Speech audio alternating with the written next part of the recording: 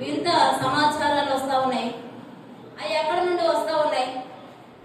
పేపర్లో వచ్చే ప్రతి సమాచారం బైబిల్లోనే ఉంది. బైబిల్లో నుంచి తెచ్చే సమాచారం పేపర్లో రాస్తా ఉన్నారు.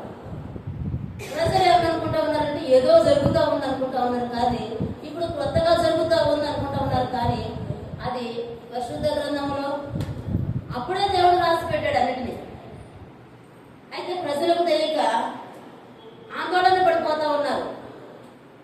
నిజమే, ఆందోళన పడాల్సినటువంటి విషయమే, కానీ పేపర్ చదివినందువల్ల దానికి పరిష్కారం మనకు దొరకదు. అదే సమయంలో పరిశుద్ధ గ్రంథాన్ని కూడా చదవాలి మనం. అప్పుడు మనకి ఈ న్యూస్కి తగినటువంటి సమాధానం పరిశుద్ధ గ్రంథంలో మనకు దొరుకుతూ ఉంటుంది.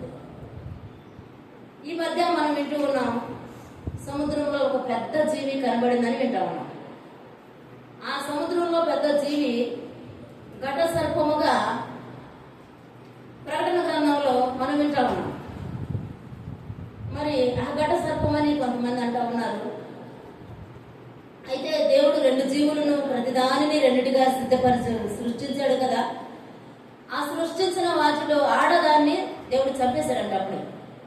ఎందుకంటే ఆడ మగ రెండు ఉన్నట్లయితే ఇంకా ఈ భూలోకంలో ఏది ఉండడానికి ప్లేస్ ఉండేది కాదు. కనుక ఆడదాన్ని దేవుడు అప్పుడే చంపేశాడు అని వేరే పుస్తకాల్లో రాసినట్లుగా చెప్తా ఉన్నారు. మగ జీవిని మాత్రం దేవుడు విడిచిపెట్టాడంట. అయితే భూమి మీద ఉన్న వాటన్నిటిలో అతి పెద్దదైనటువంటి ఆ జీవి సముద్రంలో ఉన్నట్లుగా ఇప్పుడు గ్రహించారు ప్రజలు. కానీ దానిని దేవుడు ఎప్పుడు చేశాడు? ఆదిలోనే చేశాడు. ఆదిలోనే ఆ జీవి ఉంది. ఇప్పటి వరకు ఎవరికి తెలియదు.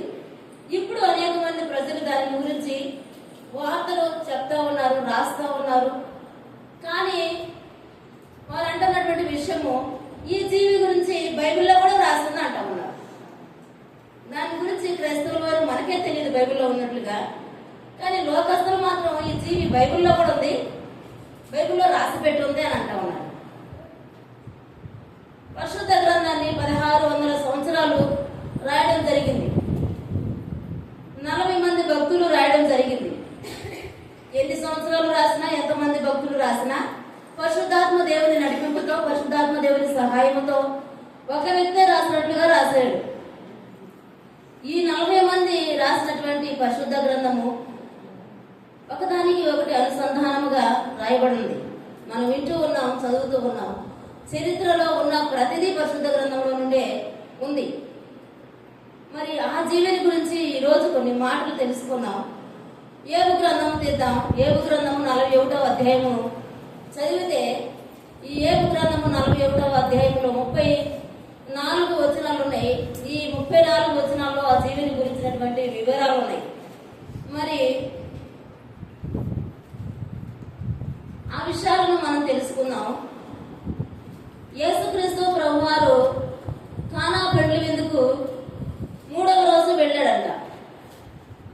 కానా పెండ్లి విందుకు 3వ రోజు వెళ్ళాడు. విందు 3వ రోజు జరుగుతుంది. 2 రోజులు అయిపోయాక 3వ రోజు వెళ్ళాడు యేసుక్రీస్తు ప్రభువారు. ఆ 3వ రోజు అంటే విందు కాలము అని అర్థం.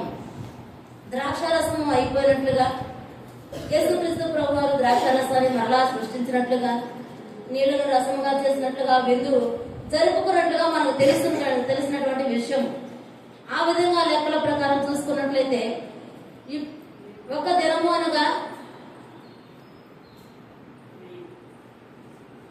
1000 సంవత్సరములు కదా. అప్పుడు 2 రోజులు గడిచిపోయి 3వ రోజు యేసుక్రీస్తు ప్రభువారు పెట్టాడు. ఇప్పుడు 2000 సంవత్సరాలు గడిచిపోయి 3వ 1000 సంవత్సరానికి ప్రారంభించబడి ఉన్నాం. విందు కాలంలో మనం ఉన్నాం. ఎప్పుడు ఇది ముగించబడిందో తెలియదు. ఈ కాలము ఎప్పుడు విందు కాలంలోకి మనం వెళతామో తెలియదు. మన ప్రభు ఎప్పుడు వస్తాడో తెలియదు. కనుక ఇది ఏ కాలం అంటే విందు కాలము స్టార్ట్ అయింది. 2 దినాలు 2000 సంవత్సరాలు గడిచిపోయి 3వ 1000 సంవత్సరంలో విందు కాలంలో మనం ఉన్నాం. సిద్ధపడి మనం ఉండవలసినటువంటి దినాలలో మనం ఉన్నాం. అయితే ఆ రోజు యేసుక్రీస్తు ప్రభువారు నీటిని ద్రాక్షారసంగా మార్చాడు. కానీ మన కోసం అయితే ప్రభు తన సొంత రక్తాన్నిచ్చి సంపాదించుకున్నటువంటి మనము ఎలా ఉండాలంటే ప్రకటన గ్రంథంలో చెప్తున్నట్టుగా ప్రియుడా రమ్ము అనాలి. పెళ్లి కుమారుడు కనబడతాడు కదా. కానాను పెళ్లి విందులో ఒక పెళ్లి కుమారుడు కనబడతాడు. తన పేరు రాయబడలేదు. అయితే రాయబడినటువంటి పెళ్లి కుమారుడు పేరేంటి? యేసు. ఆయన మన పెళ్లి కుమారుడు. ఆయన సిద్ధపడి ఉన్నాడు 3వ రోజు కొరకై. మనము సిద్ధపడి ఉన్నామా లేదా అనేది మనం ఆలోచన చేసుకోవాలి. సిద్ధపడిన వారమైతే ప్రియుడా రమ్ము అని మనం పిలిచే విధంగా ఉండాలి. మన ప్రియుడు మనం పిలవాలంటే మనం సిద్ధంగా ఉంటేనే కదా.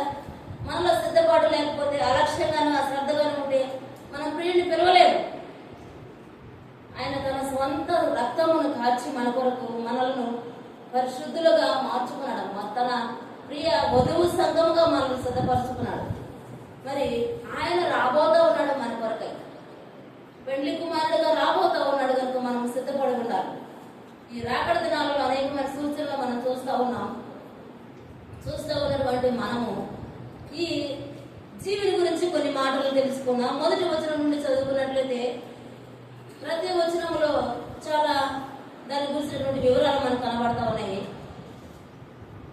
మొదటి వచనం నుండి 41వ అధ్యాయము అన్ని క్వశ్చన్ మార్కులతో మాట్లాడుతూ ఉన్నాడు దేవుడు యోగుతో. యోగు గ్రంథము 41వ అధ్యాయము మొదటి వచనం నుండి, నీవు మకరమును గాలముతో బయటకు లాగగలవా? దాని నాలుకకు తాడు వేసి లాగగలవా? నీవు దాన్ని ముక్కుకుండా సూత్రము వేయగలవా? దాని దవడకు గాలము ఎక్కింపగలవా? అది నీతో విన్నపములు చేయినా? మృదువైన మాటలు నీతో పలుకునా? నీవు శాశ్వతముగా దానిని దాసునిగా చేసుకున్నట్లు అది నీతో నిబంధన చేయునా? నీవు ఒక పిట్టతో మాటలాడినట్లు దానితో ఆటలాడుదువా? నీ కన్యకలు ఆడుకొనుటకై దానిని కట్టివేసదవా? బస్తవారు దానితో వ్యాపారం చేయదారు. ఇక్కడ అన్ని క్వశ్చన్ మార్కులతో ప్రభు యోగుతో మాట్లాడుతూ ఉన్నాడు. యోగు ఆయన ఉన్నటువంటి పరిస్థితులు మనకు తెలుసు. ఆయన ఊజు దేశంలో భక్తిపరుడుగా దేవుడే తన గురించి అపవాదికి సాక్ష్యం చెప్తా ఉన్నాడు. మరి అలాంటి భక్తిపరుడికి వచ్చినటువంటి శ్రమలను మనం ఎరుగుదాము, ఆయన పడినటువంటి కష్టాలను మనం ఎరుగుదాము, ఆయన పడిన నష్టాన్ని మనం ఎరుగుదాము. అలాంటి యోగుతో అలాంటి పరిస్థితుల్లో దేవుడు మాట్లాడుతూ ఉన్నాడు, క్వశ్చన్ చేస్తా ఉన్నాడు యోగుని. ఆయన మాట్లాడుతూ ప్రతి మాట నీవు మకరమును గాలముతో బయటికి లాగగలవా అంటా ఉన్నాడు. మకరము అని దానికి పేరు పెట్టారు.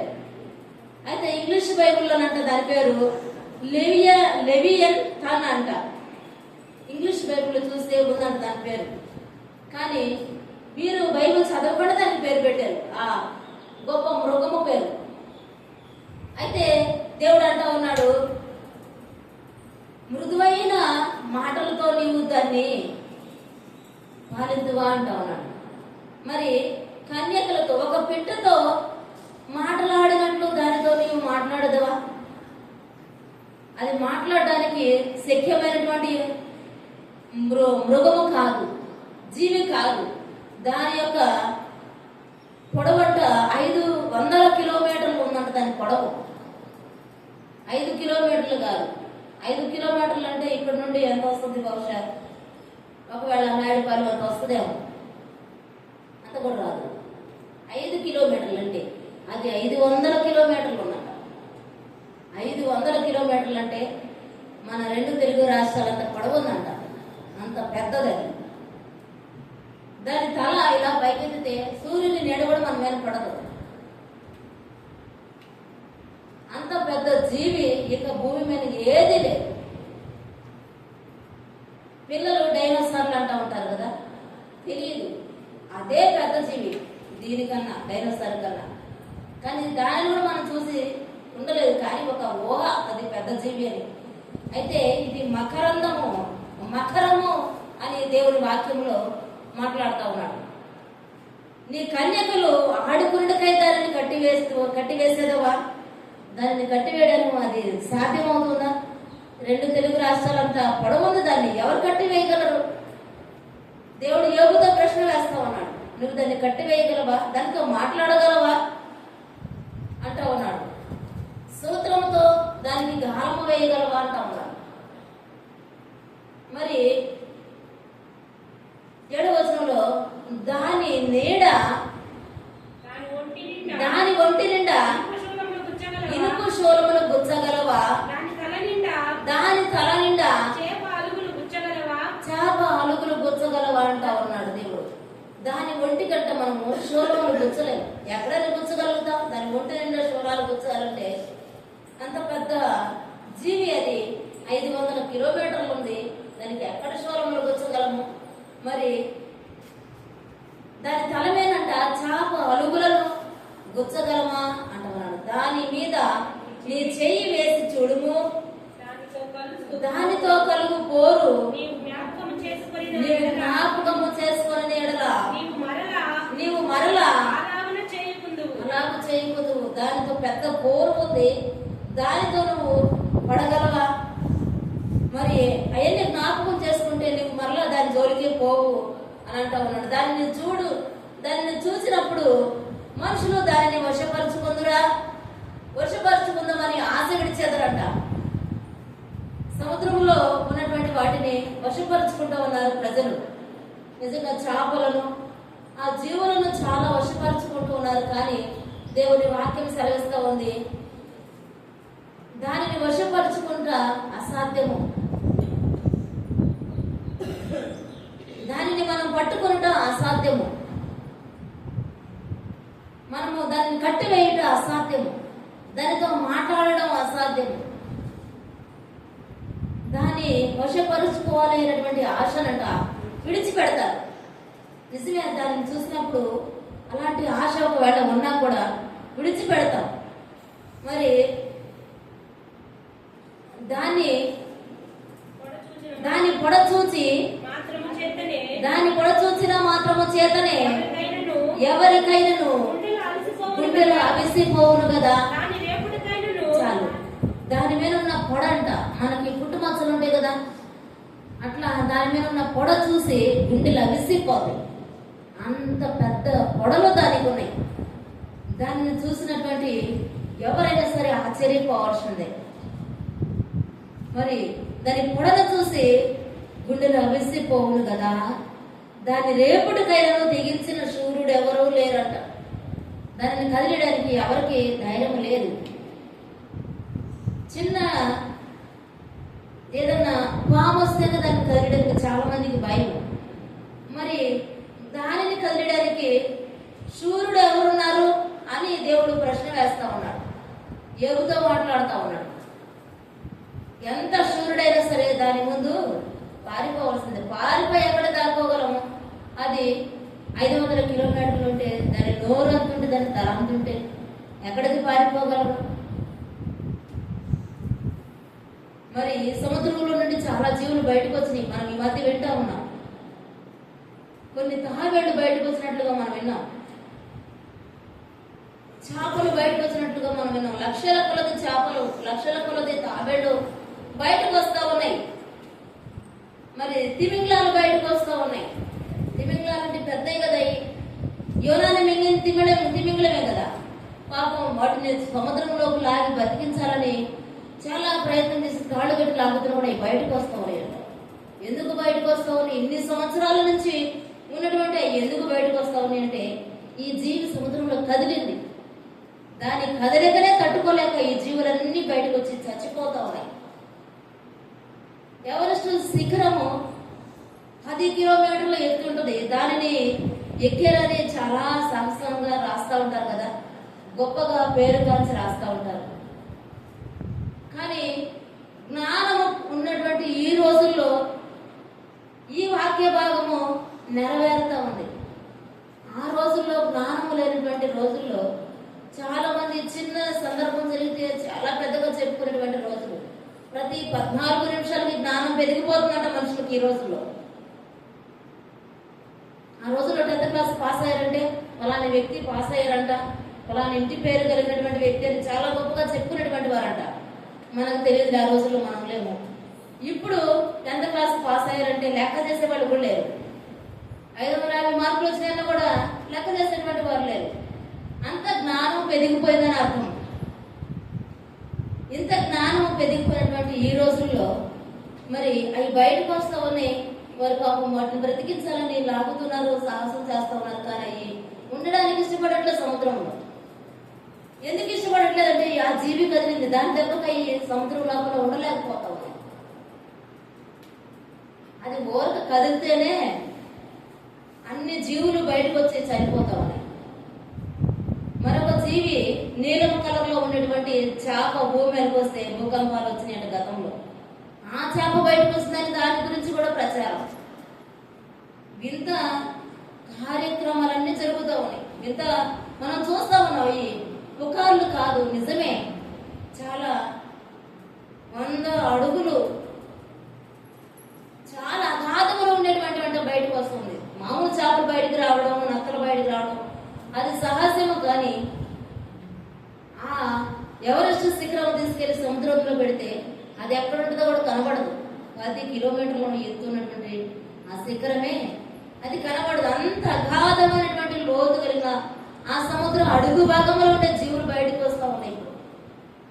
ఈ జీవిని కూడా దేవుడు సముద్ర అగాధంలో అడుగు భాగంలో పెట్టాడు. అది బయట ఉంటే మనుషులు బతకలేరు. అది కొంచెం కదిలేసరికి మరి అన్ని బయటకు వచ్చి చనిపోతా ఉన్నాయి.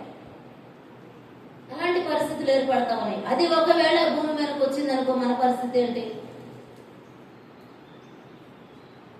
ఆలోచన చేసుకోవాలి. దేవుడు సృష్టించాడు దాన్ని. మరి ఎందుకు సృష్టించాడో అది ఆయనకే తెలుసు, మనకు తెలియదు. అది ఆయన చిత్తం. అయితే ఇప్పుడు నాసా వారికి దాని యొక్క శబ్దాలు, దాని యొక్క ఆకారం కనబడింది. ఎందుకు ఈ జీవులన్నీ బయటకు వస్తా ఉన్నాయి అని వారు పరిశోధన చేస్తూ ఉంటే నాసా వారికి బయటపడినటువంటి విషయం ఇది. వారు చెప్పినటువంటి మాటలు, ఈ జీవి ఇంత పొడవుంటుంది, ఇలా ఉంటుంది అని చెప్పినటువంటి మాటలు చాలా వీడియోలు యూట్యూబ్లో వస్తూ ఉన్నాయి. అది దాని ఆకారము అది ఊహకు చెప్తా ఉన్నారు, లేకపోతే నిజంగా అలాగే ఉందో తెలియదు. కానీ ముళ్ళు ముళ్ళుగా ఎట్లా డ్రాగన్ టైపులో అలాగా పెట్టారు యూట్యూబ్లో. చూస్తా ఉన్నాం, చాలా మంది చెప్తా ఉన్నారు. కానీ ఆఖరికి వచ్చేసరికి బైబిల్లో దీని వివరాలు ఉన్నాయి అంటాం. ఏదైనా తెలియాలంటే బైబిల్ దగ్గరికి రావాల్సిందే. ఎంతటి వారైనా బైబిల్ దగ్గరలో ఏముంది, అది ఆ రోజుల్లో కదా. ఈ రోజులో ఇంత టెక్నాలజీ పెరిగిపోయాక బైబిల్లో మనం నేర్చుకోవాల్సింది ఏముంది అని అన్నారు కొంతమంది. కానీ ఇప్పుడైతే బైబిల్ దగ్గరికి రావాల్సిందే. బైబిల్లో ఉందని చెప్తా ఉన్నారు, నాసా వాళ్ళే చెప్తా ఉన్నారు బైబిల్లో ఉందని. మరి అది ఊరకలా కదిలిందంతే. అలాగే చదువుకుంటా వద్దాం, సమయం అయిపోతా ఉంది. 9వ వచనం చదువుదాం. దాన్ని చూసినప్పుడు మనుషులు దాన్ని వశపరుచుకుందామని ఆశను విడిచిపెట్టను. దాన్ని పొడ చూసిన మాత్రమే ఎవరికైనను గుండెలు అలసిపోవును కదా. దాని రేపటికైనను తెగింపగల శూరుడు లేడు. అట్లుండగా నా ఎదుట నిలవగలవాడెవడు? యోబుతో దేవుడు ప్రశ్న వేస్తా ఉన్నాడు. ఇలాంటి జీవిని నేను సృష్టించాను, మరి ఈ జీవికే మీరు ఇంత భయపడతా ఉన్నారు. దానిని వశపరచుకోవడం ఏమి చేత కావడం లేదు. దానిని పట్టుకోవడం అనే ఆశను విడిచిపెడతా ఉన్నారు. దానిని మాట్లాడడానికి మీ వల్ల కాదు. దాన్ని పొడ చూస్తేనే మీ గుండెలు అలసిపోతా ఉన్నాయి.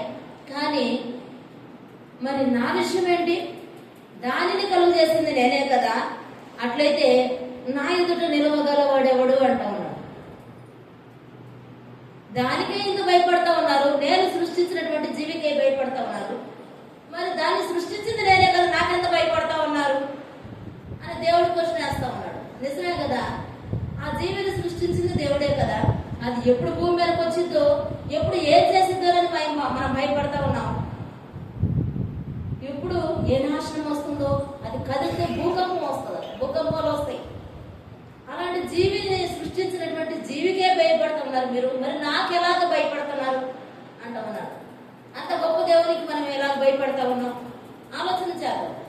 దేవుడు చూడలే, మనం ఈ పని చేద్దాం, మనం ఇక్కడికి వెళదాం, అక్కడికి వెళదాం అని వెళుతూ ఉంటాం.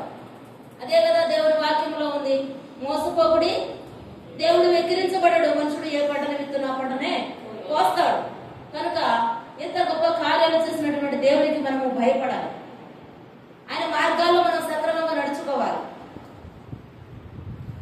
అట్లయితే నా ఎదుట నిలవగలవాడెవడు, అంత ఆ జీవికి భయపడుతూ ఉన్నారు. అంతకన్నా గొప్పవాడిని నేను, నా ఎదుట మీరు నిలబడగలిగిన ధైర్యం ఉందా అంటా ఉన్నాడు. అలాగే చదువుకుంటాం ఎందుకు వద్దాం, నేను తిరిగి ఇవ్వవలసి ఉన్నట్లు నాకెవడైనను ఏమైనా ఇచ్చినా మనం ఏమిస్తా ఉన్నాం దేవునికి, ఏమివ్వగలుగుతా ఉన్నాం దేవునికి. ఆదివారం వస్తే ఒక అరగంట వచ్చి ఏదో మనకున్న 10 రూపాయలు 5 రూపాయలు ఇచ్చి వెళ్తా ఉన్నాం. అంతకన్నా ఇంకేమన్నా ఇవ్వగలుగుతా ఉన్నామా?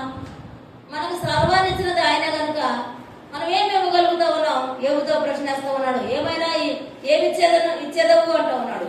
ఆకాశ వైశాల్యమును తట్టు, ఆకాశ వైశాల్యం అంతటిని క్రింద ఉన్నదంతయు నాదే కదా. దాని అవయవములను గూర్చి అయినను, దాని మహాబలమును గూర్చి అయినను, దాని చక్కని తీరును గూర్చి అయినను పలుకక మౌనముగా నుండును. దాని యొక్క మహాబలము అది ఎలాంటిదంటే మహాబలము కలదంట. దాని గురించి మాట్లాడకుండా మౌనముగా ఉండును అంటా ఉన్నాడు. అలాగే ఎవడైనా దాని పై కవచమును లాగివేయగలడా, దాని 2 దవడల నడిమికి ఎవడైనా రాగలడా, దాని ముఖ ద్వారమును తెరవగలవాడెవడు, దాని పండ్ల చుట్టూ భయకంపములు కలవు, దాని గట్టి పొలుసులు అతిశయాస్పదము, ఎవరును తీయలేని ముద్ర చేత అవి సంతన చేయబడి ఉన్నవి, అది ఒకదానితో ఒకటి హత్తుకొని ఉన్నది, వాటి మధ్యకు గాలి ఏమాత్రమును చొరబడలేదంట, చోరనేరదు. అది దాని ఆలోచన కంట ఇనుము గట్టి పూసలాగా ఉంటుందంట. ఇనుము దాని ఊహకు గట్టి పూసను తీసి ఎట్లా వేస్తాం మనము, అట్లా ఉంటది. దానికి ఇత్తడి ఎలా ఉంటుంది, ఆ బలమైనవన్నీ దాని దృష్టిలో చాలా అయినవిగా కనపడతా ఉన్నాయి. అంత బలంగా దానిని దేవుడు నిర్మించాడు. 17వ వచనం నుండి చూద్దాం. ఒకదానితో ఒకటి అతకబడి ఉన్నవి, భేదింప శక్యము కాకుండా అది ఒకదానితో ఒకటి కలిసి ఉన్నవి. చూడండి, అది తుమ్మగా వెలుగు ప్రకాశించింది. అది తుమ్మితేనంట వెలుగు ప్రకాశిస్తుంది. అది మరి అలాగే తుమ్మిద్దో, మనం తుమ్మితే కొంతమంది తుమ్మితే పాపం సైలెంట్ గా పక్క మనిషి కూడా తెలియదు. కొంతమంది తుమ్మితే సీలింగ్ ఎగిరిపోయేలాగా తుమ్ముతారు.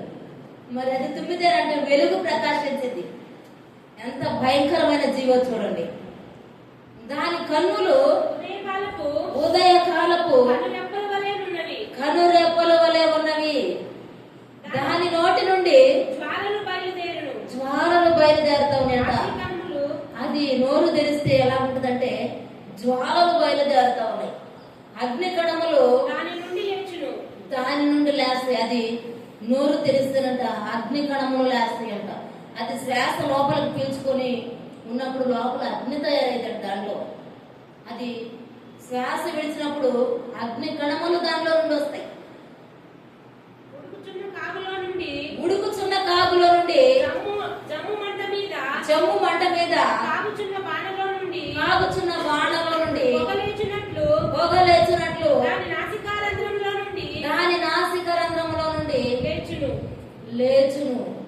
దాని ఊపిరి నిప్పులను రాజబెట్టిద్దంట. దాని ఊపిరి నిప్పులను రాజబెట్టింది. ఎంత బలమైన జీవి. దాన్ని ఇన్ని సంవత్సరాలు 2000 సంవత్సరాలది కాముగా అగాధంలోనే పడుకునుంది. కానీ ఇప్పుడు అది కదిలింది. ఎందుకు కదిలింది?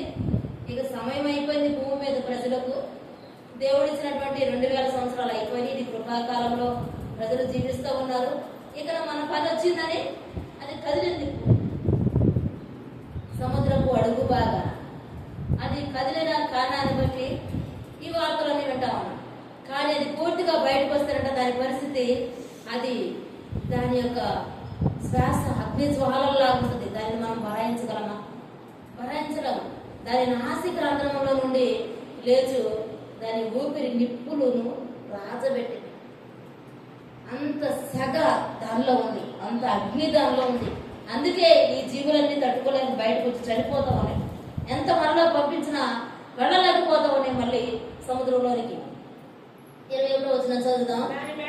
దాని మెడ బలమునకు స్థానము, భయము దాని ఎదుట తాండవమాడుచుండును. దాని ప్రక్కల మీద మాంసమును బలముగానున్నది,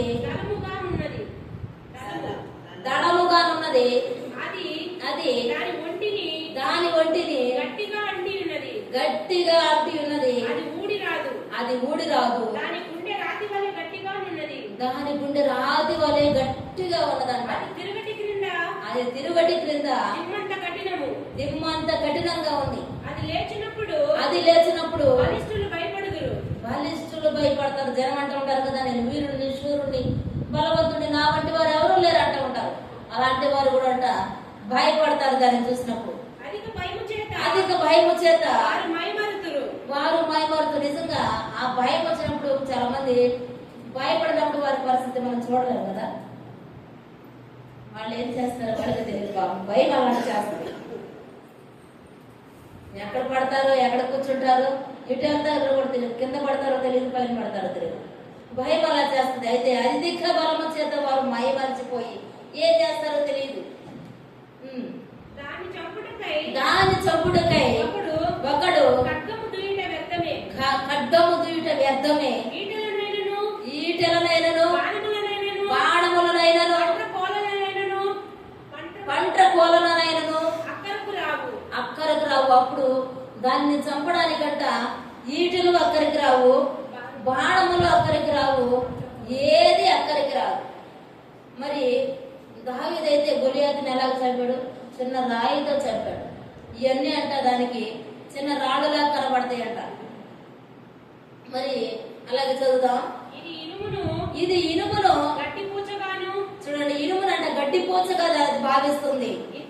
ఇత్తడిని పుచ్చిపోయిన కర్రగా ఎంచుదండి. ఇత్తడిని పుచ్చిపోయిన కర్ర దేనికైనా ఉపయోగపడిద్దా? పొయ్యిలో పెట్టుకోవడానికి కూడా ఇష్టపడం. అయితే దానికంట ఇనుమేమో గడ్డి పూచలాగా, ఇత్తడేమో పుచ్చిపోయిన కర్రలాగా ఎంచిద్దంట.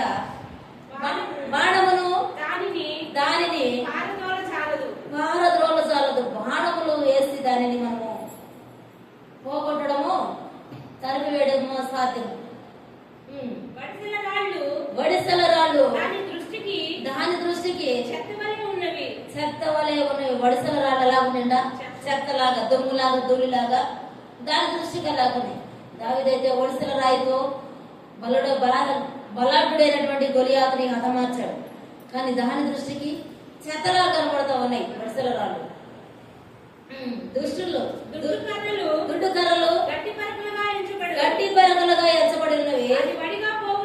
అది వడిగా పోవచ్చుండు. ఈటెను చూసి నవ్విద్దంట. ఈటలను వేస్తా ఉంటే జనము అది నవ్వుకుంటుంది. అవి నన్నేం చేస్తాయి అని నవ్వును. దాని క్రింద భాగములు కరుకైన చిల్ల పెంకుల వలె ఉన్నాయి. దాని యొక్క పొట్ట భాగము కరుకైన చిల్ల పెంకులా ఉన్నాయి. ఏవు జిలక తట్టుకోలేక చిల్ల పెంకులను వేసి గీక్కున్నాడు కదా దేవుడు. మాట్లాడుతూ ఉన్నాడు ఏమిటో. దాని క్రింద భాగము చిల్ల పెంకుల వలె ఉన్నవి. అది బురద మీద నూనెపిడి కొయ్య వంటి తన దేహమును పరుచుకొనును. కాగు మసలునట్లు మహాసముద్రమును అది పొంగ చేస్తా ఉంది. అది కదిలింది కనుక సముద్రము పైకి లేస్తా ఉంది. ఇప్పుడు చాలా మంది అంటూ ఉన్నారు సముద్రం దగ్గరకు వచ్చింది, సముద్రం ఎత్తు ఎక్కువైపోయింది అంటూ ఉన్నారు.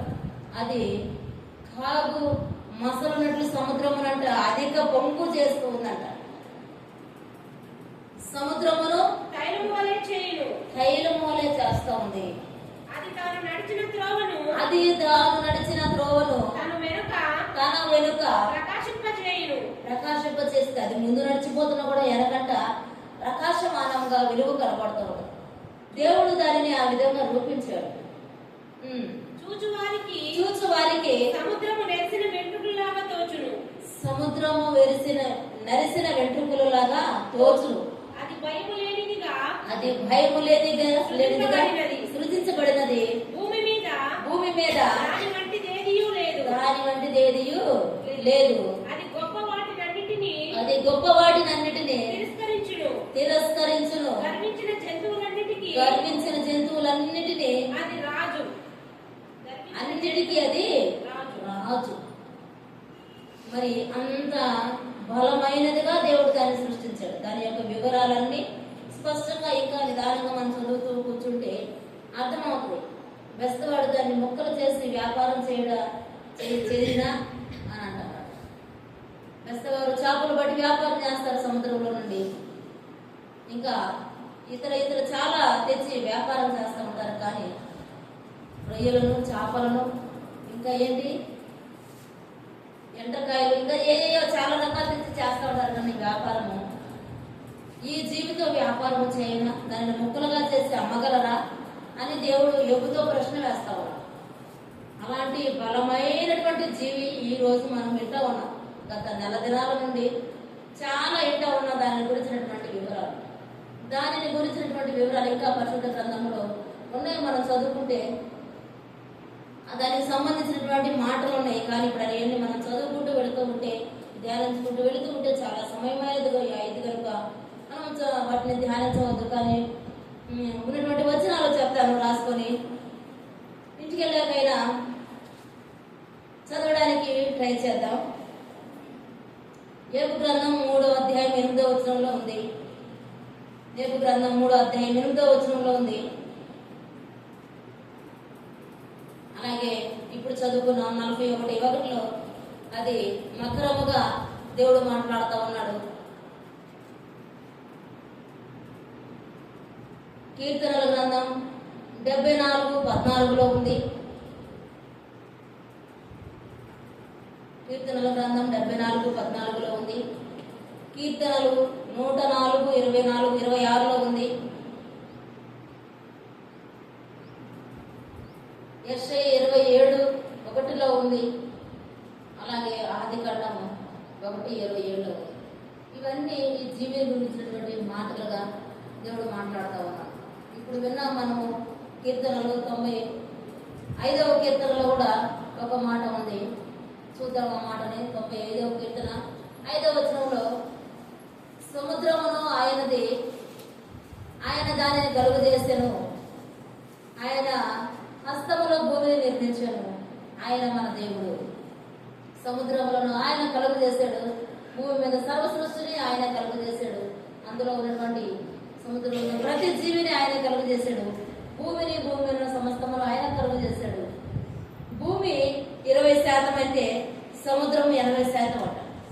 మనం భూమి పెద్దది అనుకుంటా ఉంటాం, కానీ భూమి చిన్నది. సముద్రము 80% ఉంది, భూమి 20% ఉంది. ఆ సముద్రంలో ఉన్న జీవులు చాలా ఉన్నాయి. చాలా రకాల దేవుడు వాటి పేర్లు పెట్టాడు. మనకైతే తెలియదు. మనకు చాలా కొద్ది పేర్లు మాత్రమే తెలుసు. దేవుడు వాటి ప్రతిదానికి పేర్లు పెట్టాడు. వాటిలో పెద్ద జీవి అయినటువంటి ఈ మకరము మనకి కనబడతా ఉంది. అయితే అది ఇప్పుడు చిన్నగా సముద్ర అడుగు భాగంలో కదిలింది. ఆ కారణాన్ని బట్టి ఈ జరుగుతున్నటువంటి సముద్రంలో ఉన్న జీవులన్నీ బయటకు చచ్చిపోతా ఉన్నాయి. కానీ భూమి మీదకు మన దగ్గరికి ఇంకా రాలేదు. దేవునికి స్తోత్రం, హల్లెలూయా. చాలా ధన్యులు మనం ఇంతవరకు. అదే ఒకవేళ మన దగ్గరికి వస్తే దాని నోటిలో నుండి అగ్ని జ్వాలలు వస్తాయి. ఆ అగ్ని జ్వాలల దెబ్బకు మనం తట్టుకోలేము. ఆ మంటల దెబ్బకు మనం తట్టుకోలేము. బాగా మసులున్నట్లుగా మసులుద్దంట దాని యొక్క శ్వాస, దాని నాసిక రంధ్రంలో నుంచి అటువంటి ఊపిరి. అంత గొప్ప జీవి అది. బయటకు వస్తే మరి పరిస్థితి ఎలా ఉంటుందో దేవుడు దానికి ఎప్పుడు రమ్మని ఆజ్ఞిస్తాడో తెలియదు. ఈ రాకడ దినాల్లో ఉన్నటువంటి మనం వీటన్నిటిని గ్రహించుకొని చూసుకుంటూ జాగ్రత్తగా మన ప్రవర్తన మనం జాగ్రత్తగా చూసుకుంటూ ముందుకు నడవాల్సినటువంటి అవసరత ఎంతైనా ఉంది. మరి ఇన్ని చూస్తా ఉన్నప్పుడు ఇంకా మనలో కదలక లేదంటే మనం ఏం మాట్లాడగలం, ఏం చెప్పగలం? దేవుని సన్నిధిలో మన విశ్వాసాన్ని కాపాడుకోలేకపోతా ఉన్నాం, మన ఆత్మీయ జీవితాన్ని కాపాడుకోలేకపోతా ఉన్నాం. ఇంకా ఏదో చేయాలని, ఇంకా ఎక్కడికో వెళ్ళాలని పరిగెత్తుతూ ఉన్నాం. దేవుని సన్నిధిని విడిచిపెట్టి కూడా పరిగెత్తుతూ ఉన్నామంటే మనము దేవుని రాజ్యం వైపు చూస్తూ ఉన్నామా? మనము వధువైన సంఘముగా దేవుని ప్రియుడా త్వరపడి రమ్ము అని పిలవగలుగుతా ఉన్నామా? మనం ఆలోచన చేసుకోవాలి. దేవుడు అంటా ఉన్నాడు, ఇదిగో నేను త్వరగా వచ్చుచున్నాను అంటా ఉన్నాడు. ఆయన్ని మనం పిలవగలుగుతా ఉన్నామా? రమ్ము అని పిలవగలుగుతా ఉన్నామా? మనం ఆ విధంగా సిద్ధపడి దేవుని సన్నిధిలో ఈ రాకడ సూచనలన్నింటినీ తెలుసుకునే వారమై, వింటూ ఉన్న వారమై సిద్ధపడి మన జీవితాలను సరి చేసుకొని ముందుకు వెళ్ళాలి. మనలో సిద్ధపాటు లేకపోయినట్లయితే ఇన్ని చూస్తూ ఉన్నప్పటికీ ప్రభు యొక్క రాకడను నిర్లక్ష్యం చేసిన వారమైతే మనం ఈ జీవిని చూస్తామేమో. బహుశా నాసా దాంట్లో నుంచి చూస్తేనే, ఆ కెమెరాలో నుంచి చూస్తేనే మరి భయం వేస్తుంది. స్వయాన మనం దాన్ని చూస్తే కళ్ళని ఎలా ఉంటుంది మన పరిస్థితి? అసలు చూడగలుగుతామా దానికి ప్లేస్ ఎక్కడ సరిపోతుంది భూమి మీదకి రావాలంటే? ఇవన్నీ చూస్తున్నటువంటి మనము బుద్ధి కలిగిన వారమై సిద్ధపడి దేవుని సన్నిధిలో ప్రార్థనాపూర్వకంగా మన ఆత్మీయ జీవితాన్ని కాపాడుకుంటూ ముందుకు వెళుతూ ఆయన రాకడ కొరకై సిద్ధపడి ఎదురు చూస్తుందాకా ఆమేన్. చిన్న ప్రార్థన చేసుకున్నాం. స్తోత్రము తండ్రి, మీ వందనాలు స్తోత్రాలు చెల్లిస్తున్నాం ప్రభా. మీరు ఆదిలోనే మాతో మాట్లాడారు, యోగుతో మీరు ప్రశ్నిస్తున్నారు తండ్రి, మీకు స్తోత్రాలు నాయన. అయ్యా మీకు వందనాలు చెల్లిస్తున్నాం. మీ జీవిని గురించి అనేక మంది చెప్తూ ఉన్నారు ప్రభా, మీకు స్తోత్రాలు. ఈ జీవి, దీని వివరాలు పరిశుద్ధ గ్రంథంలో ఉన్నాయని అనేక మంది శాస్త్రవేత్తలు చెప్తున్నారు. అవును ప్రభా, మీరు లేకుండా భూమి మీద ఏది కలుగలేదు నాయన, మీకు స్తోత్రాలు చెల్లిస్తున్నాం తండ్రి, మీకు వందనాలు ప్రభా. మీరు కలుగు చేసినటువంటి ఈ జీవి భూమి మీదకి వస్తే మా పరిస్థితి ఎలా ఉంటుందో నాయన తండ్రి, మేము సిద్ధపడడానికి కృపను దయచేయండి నాయన, మీకు వందనాలు. వధువైన సంఘముగా తండ్రి, ప్రియుడా రమ్ము అని పిలిచేటువంటి వారి కమ్మలను మీరు సిద్ధపరచండి, కృప చూపండి అయ్యా. స్తోత్రాలు. ఇప్పటికే 2000 సంవత్సరాలు అయిపోయినాయి నాయన. అయ్యా నా ప్రభా సంవత్సరంలోనికి 3,000లోనికి నా ప్రభా 3వ దినములోనికి మేము ప్రవేశించి ఉన్నాం నాయన, మీకు స్తోత్రాలు. ఆ విందులో ఉండే కృపను భాగ్యాన్ని మీరు మాకు దయచేయండి నాయన. అయ్యా మీకు స్తోత్రాలు చెల్లిస్తున్నాం. మా ఊరుడైన మీ కొరకు సిద్ధపడి ప్రభా ఎదురు చేసే కృపను దయచేయండి దేవా, సహాయం చేయండి నాయన. మీకు వందనాలు. వచ్చిన మీ బిడ్డలను బట్టి మీకు స్తోత్రాలు.